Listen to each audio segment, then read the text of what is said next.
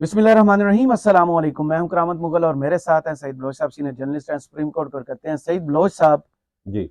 सदर आरफ अलवी पर मैं और ईसा नकवी साहब जो वीडियोस करते हैं, बार बार हम जिक्र करते रहे कि आरफ अलवी साहब इस वक्त धोखा दे रहे हैं पीटीआई को।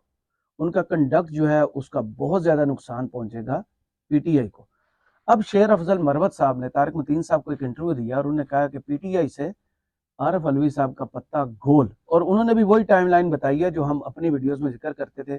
अगर आप चले जाएं उनके हज वाले इशू पर, जब वो हज करने गए तो सादक संजरानी साहब ने उस एक्ट पर साइन किए जिससे आज नाअहली खत्म हुई, जिस बुनियाद पर नवाज शरीफ की नाअहली खत्म हुई।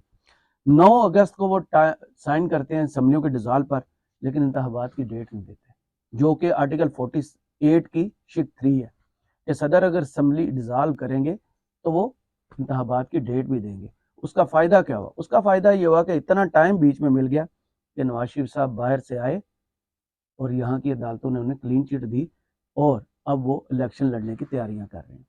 फिर उन्होंने ख़त लिखा इलेक्शन कमीशन को। ख़त वो इलेक्शन कमीशन ने वजारत कानून को भेजा, वजारत कानून ने सदर साहब को भेजा, और वो ख़त किताबत चलती रही कि 6 नवंबर तक इलेक्शंस की डेट आ जानी चाहिए, जो कि उनका काम था। नहीं दिया। फिर उन्होंने आर्मी एक्ट पर 18 अगस्त को जो साइन किए, साइन उन्होंने नहीं किए लेकिन उन्होंने एक ट्वीट की कि आर्मी एक्ट और स्पेशल सीक्रेट एक्ट पर मैंने साइन नहीं किए, लेकिन जिनको इससे सजा होगी मैं उनसे अल्लाह के लिए माफ़ी मांगता हूँ। तो इनका कंडक्ट तो काफ़ी ज़्यादा मशकूक चल रहा था, लेकिन पीटीआई से लोग हमें एतराज़ करते थे कि नहीं, ऐसी बात नहीं। शेर अफजल मरवत वो इंसान है जिन्होंने पहले कहा कि चीफ जस्टिस पर अदम एतमाद करना चाहिए। आज वो इमरान खान ने कर दिया। सदर साहब पर अलीमा खान के थ्रू इमरान खान साहब का एक मैसेज आया था कि वो उनसे मायूस है। अब चीज़ें जो अनफोल्ड हो रही हैं, कराची में उनके बेटे को टिकट देना और शेर अफजल मरवत का उस पर वही तबसरा कि उनका पत्ता गोल हो गया, काफ़ी देर नहीं होगी इतना नुकसान उठाने के बाद। बहुत शुक्रिया करामत मुगल साहब। देखें, पीटीआई जिन हालात का सामना कर रही है वो हालात मामूली नहीं है। पहली बात तो आप ये जहन में रखें। बहुत ख़ास, जिसके लिए ना वो शायद अंग्रेज़ी में हार्डशिप का लफ्ज़ इस्तेमाल होता है। इंतहाई मुश्किल हालात का इस वक्त पीटीआई को सामना है। आरिफ अलवी साहब इमरान खान साहब के पुराने दोस्त हैं, उनके बानी रुकन वैसे बानी वो हैं, रुकन भी जब हैं। पीटीआई बनी थी तो वो साथ थे। जी जी। और इमरान खान के, आप इनको कह सकते हैं कि ये इमरान खान के यार गार है। हम्म। और इतने मुश्किल वक्त में ये पीटीआई के साथ रहे। रिजीम चेंज के बाद भी इन्होंने कहीं कहीं अपनी जो जिम्मेदारी थी वो अदा करने की कोशिश की। पंजाब के पी इलेक्शन के मौका पर हमने देखा। लेकिन ये आपकी बात बिल्कुल ठीक है कि जब ये जून के महीने में गालबन ये हज पर गए थे, तो हज के दौरान इनको जब ये वहाँ पर थे तो पीछे हमने देखा कि इलेक्शन एक्ट 2017 में वो डिस्क्वालिफिकेशन वाला जो मामला था, जिसमें सेक्शन 232 सब सेक्शन 2 ऐड किया गया, और उसी सेक्शन को बुनियाद बनाकर बाद में सुप्रीम कोर्ट ने नवाज शरीफ की ताहयात नहली ख़त्म की। तो इसमें कोई शक नहीं है कि वो उनकी एक गलती थी। और 5 साल वो सदर पाकिस्तान के ओहदे पर रहे हैं। इससे पहले भी शायद उन्होंने उम्रे और हज किए होंगे। तो इस एक अहम मौके पर जब आपकी सियासी जमात इस तरह के इंतहाई मुश्किल दौर से गुजर रही थी, दुआ करने गए थे ना यार, आसानियां पैदा हो। तो वो फिर हमने तो देखा है मजहब कि पे तो तनकीद नहीं कर सकते। नहीं नहीं नहीं, मैं मजहब पे तनकीद उनके नहीं, अल्लाह मर्जी माफ करे। मजहबी फरीजा है उनका। जी जी, मैं ये कह रहा हूँ कि उनके जाने से ना आसानियां नहीं पैदा हुई लेकिन बल्कि मुश्किलात एतराज जरूर उनका बढ़ी यह हैं। है कि वो जितनी भी उनके पास बिल आते थे ना कानून साजी के, वो अपने ट्विटर पर वो एतराज लगाकर बिल वापस भिजवा देते थे। हम्म। ये बिल हज के दिनों में आया, ट्विटर से इस्तेमाल कर सकते थे वो ममनू थोड़ी था, देखें, वो उस वक्त रिजेक्ट कर देते। नहीं, जब सदर पाकिस्तान में ना हो, मुल्क के अंदर ना हो, तो फिर कायम मकाम सदर पीछे मौजूद उस होता है। दिन आया था जब वो हज पे गए। मेरे ख्याल में शायद उनके जाने के बाद ही आया था और फौरी तौर पर उस पर दस्तखत हो गए थे। चलो जहां तक इतना मुझे मार्जिन उन्हें दे देते हैं। जहां तक मुझे याद मैं पड़ता है, क्योंकि तकरीबन दस हम्म, 15 दिन का उनका दौरा था सऊदी अरब का।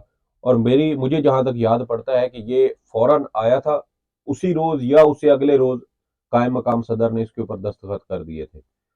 और जहां तक आपने वो अगस्त वाली बात की, जब आर्मी एक्ट और ऑफिशियल सीक्रेट एक्ट लागू करने वाली बात आई, तो मेरे ख्याल में उस वक्त उन्होंने हिम्मत जरूर दिखाई थी। और उसमें एक और चीज़ मेरी मेरी अपनी जो एक ऑब्जर्वेशन या मेरी जो राय है वो ये है कि मुझे लगता है कि शायद इस तमाम टाइम के दौरान मुमकिन है आरिफ अलवी साहब ऐवान सदर में एक तरह से नज़रबंदी वाली सूरत हाल से भी गुजर रहे हो, किसी को कोई मालूम नहीं वो है। क्या कहते हैं, ओहदा छोड़ क्यों नहीं देते? कौन सी मजबूरी है नहीं, अगर उनकी? वो ओहदा पीटीआई को नहीं क्या नहीं नहीं रिलीफ नहीं दे रहे नहीं हैं? नहीं नहीं, देखे कहाँ से रिलीफ मिल देखे रहा है? उन पर तनकीद बनती है, बिल्कुल बनती है, लेकिन अगर वो ओहदा छोड़ देते ना तो सर ये आपकी इमरजेंसी लग जाती है, आपके इलेक्शन कभी तो अब होते ही क्या ना। है? सर कभी भी ना होते ना, अब देखिए क्या है? मेरी बात सुने इमरजेंसी वाली सूरत हाल है। यार, एक एक कोर्ट्स मर्जी से चल रही है उनकी। यार उसको छोड़े, अभी गैर एलानिया ये जो भी है एक अलग बात है, लेकिन ये फाइनेंशियल इमरजेंसी लगा सकते थे उस वक्त। आपको पता है मौलाना साहब बार बार इस बात का जिक्र भी करते थे। सिर्फ ये नहीं है कि फाइनेंशियल इमरजेंसी लगती, आपकी ये पीडीएम की मुसल्लत करदा गैर आईनी हुकूमत तवालत पकड़ लेती और ये तवील हो जाती तो मेरे ख्याल में पीटीआई के लिए ज्यादा नुकसान चलें, आप बनता भी था। वक्त के साथ मान जाएंगे जैसे दूसरे नहीं मान नहीं, गए। जहां पे देखे उनकी गलती है कि उन्होंने आम इलेक्शन इंतखाबात की अनाउंस ना तारीख, हाँ, करना ये सबसे बड़ी मैं गलती इसी है। तरफ आ रहा था, इलेक्शन अनाउंस ना करना ये वाकई उनकी बहुत बड़ी गलती है। और देखें कि 9 अगस्त को जब असम्बली आप तहलील जरा हुई थी, सूरत हाल जेन में लाएं। अगर हफ्ते के छः बाद ही 6 नवंबर या 7 नवंबर को इलेक्शन हो जाते पाकिस्तान में, हम्म, नवाज शरीफ साहब इस सिस्टम में होते, नहीं पीटीए से बल्ला छिन गया होता। काजी साहब कितने दिन से चीफ जस्टिस बनते? 17 सितंबर नहीं, को बनते। जब ये 7 नवंबर इतना की कुछ तारीख बिल्कुल ना होता जी। 7 नवंबर की तारीख आई है ना, मेरे ख्याल में उस वक्त तक शायद अक्टूबर के मिड में आ गए ना, वस्त अक्टूबर में शायद ये प्रैक्टिस एंड प्रोसीजर कानून केस का फैसला आया था। हम्म। तो मार्जिन था, इसमें कोई शक नहीं है, बहुत ज़्यादा मार्जिन था, लेकिन इसके ऊपर काम भी हो सकता था। 9 अगस्त को असम्बली तहलील हो रही है, हफ्ते के बाद सदर इसके ऊपर तारीख दे सकते थे, बिल्कुल उनको देनी भी चाहिए थी। और इसी चीज़ का बुरा मनाया था इमरान खान साहब ने। आपको याद होगा कि जब ये आम इंतखाबात 90 रोज़ में ना करवाने के खिलाफ सुप्रीम कोर्ट में दरखास्तें दायर हुई थी दरख्वास्त ना, पीटीआई ने दी थी। पीटीआई ने दी थी, सुप्रीम कोर्ट बार एसोसिएशन के साबिक सदर आबिद जुबैरी की जानिब से दरखास्त दी गई थी, और इस तरह इसमें और भी दरखास्त गुजार थे। उस दरखास्त के अंदर पाकिस्तान तहरीक इंसाफ ने एक मौक़िफ़ इख्तियार किया था, और वो मौक़िफ़ क्या था? वो मौक़िफ़ ये था कि रजिस्ट्रार ने कहा था, अल्हम्दुलिल्लाह हाँ, मैंने पूरी कर जी लिया। जी, रजिस्ट्रार सुप्रीम कोर्ट ने कहा था कि आप आर्टिकल 248 के तहत सदर को इस दरखास्त में फरीक नहीं बना सकते। क्यों? क्योंकि उनको इस्तिस्ना हासिल है। उस एतराज़ के जवाब में पाकिस्तान तहरीक इंसाफ ने जो अपनी दरखास्त जमा करवाई थी ना रजिस्ट्रार ऑफिस के एतराज़ात के खिलाफ, उसमें पीटीआई ने यह मौक़िफ़ लिया था। उन्होंने कहा था कि सदर पाकिस्तान को कॉन्स्टिट्यूशनल मैटर्स के अंदर इस्तिस्ना हासिल नहीं है। फौजदारी या जो सिविल नौयत के मुकदमात होंगे या इस तरह की कोई इंक्वायरी या तहकीकात होंगी, उसके अंदर सदर को इस्तिस्ना हासिल हो सकता है। आईनी मामलात में सदर को इस्तिस्ना हासिल नहीं है। और ये इस बात का उस वक्त वाज़ेह इशारा था कि पीटीआई अब ये समझती है कि सदर पाकिस्तान अपनी जिम्मेदारियां उस तरह अदा करने में मुकम्मल तौर पर नाकाम रहे हैं। और कहीं किसी जगह पीटीआई के जहन में ये बात थी कि सदर भी आर्टिकल 6 के मुर्तकिब हो चुके हैं। वो तो अगर कोर्ट में जिक्र भी हुआ, वो तो काजी वक्त ने किया। उन्होंने तो अपना एक हाँ। और बुक्स के तहत उन्होंने किया ना, वो तो जो पंजाब और खैबर पख्तूनख्वा में आम इंतखाबात वाला मामला था उसको उन्होंने नजरअंदाज कर दिया और चले गए पीछे जो डिप्टी स्पीकर कौमी असम्बली की रूलिंग थी, रूलिंग और थी, भाई उसका उसके साथ कोई लेना देना ही नहीं था। वो तो कोर्ट ने टर्न डाउन कर दी थी। कोर्ट ने टर्न आउट की थी। और दूसरी बात यह है कि उस वक्त तो इंतखाबात का मामला ही नहीं था। मामला तो आपके पास ये आ रहा है पंजाब के पी इलेक्शन वाला, उसकी जिस आपने पर मिसाल उन्होंने नहीं कहा दी। है कि ये इदारा इसका जिम्मेदार है, मैं नहीं, नहीं। अब जो उसकी, लास्ट ये परसों का उसकी भी हेयरिंग थी ना, उसमें जी जी उन्होंने कहा कि इदारा जिम्मेदार है, जी, अगर नहीं हुए, लोगों को सजा नहीं मिली तो मैं मैं जिम्मेदार नहीं नहीं। हूं। तो वो देखें कि उस वक्त ये सारी चीज़ें नहीं हुई, और उस वक्त ये इन्होंने इस वजह से नहीं की थी क्योंकि अगर उस वक्त पंजाब के पी इलेक्शन वाली बात होती तो ये सारा नज़ला पीडीएम के ऊपर आता, आर्टिकल 6 पीडीएम के ऊपर लगता, क्योंकि इन्होंने उस वक्त सुप्रीम कोर्ट के फैसले पर अमल दरामद से इनकार किया, फंड ना दिया, और ये सारी एक जो हिस्ट्री लेकिन हमारे काजी साहब ने सामने आंखें है। बंद करनी ना, लेकिन कोई वहां एक पे आपके शाहकार बाद थोड़ी है बिल्कुल सोसाइटी बिल्कुल, में। और ये सदर साहब की बिल्कुल गलती बनती थी। और पीटीआई की जो अपनी दरखास्त थी वो इस बात का पत्ता वाजे, गोल हो गया है, आप भी मानते हैं पत्ता गोल हो गया, लेकिन देखें टिकट तो उनके बेटे को फिर दे दिया पीटीआई ने।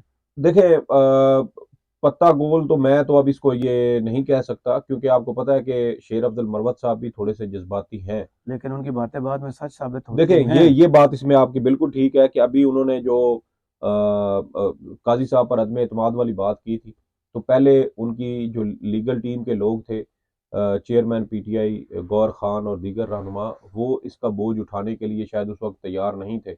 लेकिन अब इमरान खान साहब ने आज जो बातें अडियाला जेल में की हैं सहाफ़ियों के साथ गुफ्तगू में, अब उसमें उन्होंने अदम एतमाद का इजहार किया, और इसी अदम एतमाद उससे के पहले इजहार कोर्ट में लतीफ खोसा सब करके गया था उससे एतमाद। इसका मतलब ये है कि कल रात को ही या फैसला हो गया। परसों ही ये डिस्कशन हो चुकी थी इमरान खान। कल मैंने इंटरव्यू किया था खालिद यूसुफ चौधरी साहब जो लॉयर हैं तोशाहाना हम्म। केस में इमरान खान के, तो उन्होंने कल रात ही बता दिया था कि हम अदम एतमाद करने जा रहे हैं काजी साहब और पर। शायद इसी वजह से काजी साहब ने वो जब ये बोले थे ना खोसा साहब, हम्म। तो उन्होंने लाइव ट्रांसमिशन भी नहीं चलाई। क्यों?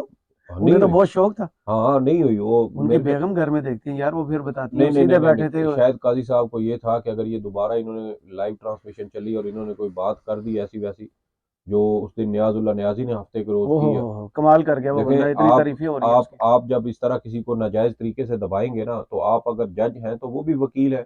बेंच और बार यूं साथ साथ है।